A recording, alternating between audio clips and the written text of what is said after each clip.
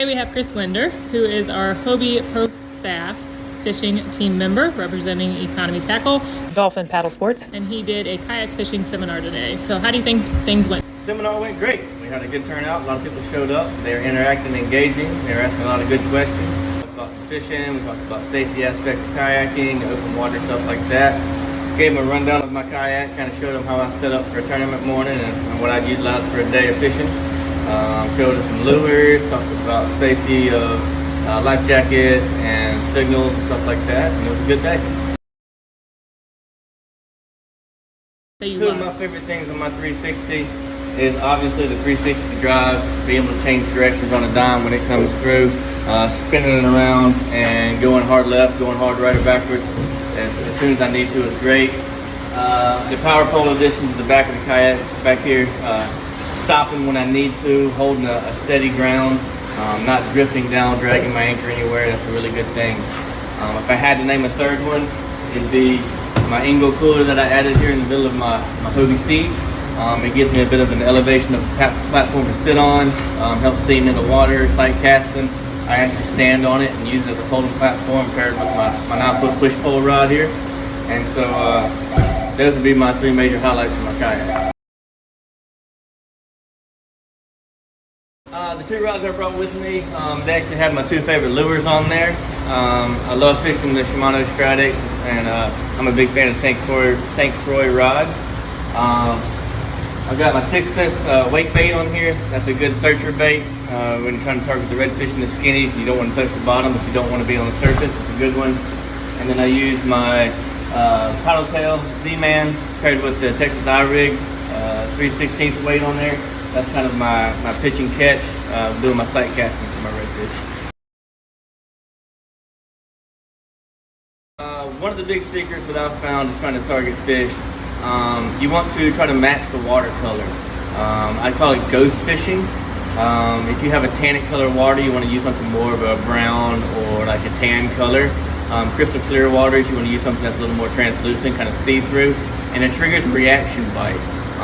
They can't reach out and grab it, so they have to figure it out by biting it and figure out what it is. And so if they can feel it and they can hear it swimming by them with a big thump of the tail or a rattle or something like that, but they can't see it, then it causes a reaction and they just reach out and grab it. So you just finished last weekend, right? The Hobie Tournament of Champions. Yes. How are you feeling? I'm still coming down off that high. Third place finish after a tough day one. It was a good turnaround. I was sitting in 11th place after day one and went in and just grinded it out on day two. Got blanked for most of the morning. I didn't catch a fish till about 9:30, 10 o'clock. The tides weren't working right and the bait wasn't moving well. And then all of a sudden about 10:30 the bite turned on. I found the right twitch bait that they were wanting and it was game on from then. I caught probably 25, 30 redfish. I probably caught another 15 to 20 trout. It was just a great afternoon. How did you feel when they first announced the third place win? I was super stoked about the third place finish. At noon they turned the leaderboards off, so for the last 2 hours of the tournament you're fishing blind. You're fishing as hard as you can, but you don't know where you're sitting and you're hoping nobody else pulled off that mystery fish and just stuck it on the board. So when they finally went live again and they announced the positions, I was really, really happy with the third place finish. Championship winner this year, Hobie World. You got another Hobie World's invitation. Top 3 in one of the biggest kayak tournaments in the country. So great job, man. You'll be a great representative at Hobie World for the next couple of years and appreciate everything you do. Let's get some pictures here from Mr. Steve. How do you feel about going to Worlds? I'm stoked about Worlds. I'm just waiting for the announcement on where I'm going. I don't do much out of the country travel, so trying to find fish in some other part of the world can be a cool challenge for me. What is one thing that you wish you knew when you first started fishing these tournaments? To not take it as serious as I started. Coming in with the mindset of having to win and having to make everything fall into place.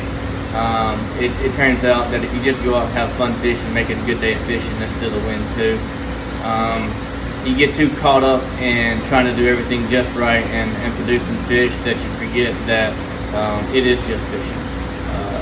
It's one of my hobbies that's turned into a passion, and now through the tournament world. I've gotten to travel and see more of the state, more of the southeast, and it's been a really cool kind of an opening to the world of the different type of fishing food. We have a great group of guys that have joined this tournament through the Florida Redfish Series and the Hobie Saltwater Series. I've met a lot of great anglers, a lot of cool guys. It's been a lot of fun. The ladies that fish it too, they're awesome. They're a lot of humbling. You know, you go in thinking that everybody's gonna be these hard salts that don't want to interact, don't want to share any secrets, but it's actually quite the opposite. Everybody's got input on lures and places and techniques that they've learned and struggled with. So it's a lot of idea changing. It's cool. Thank you, Economy Tackle, for all the support through everything else. It's been a great season. I can't wait for the next one.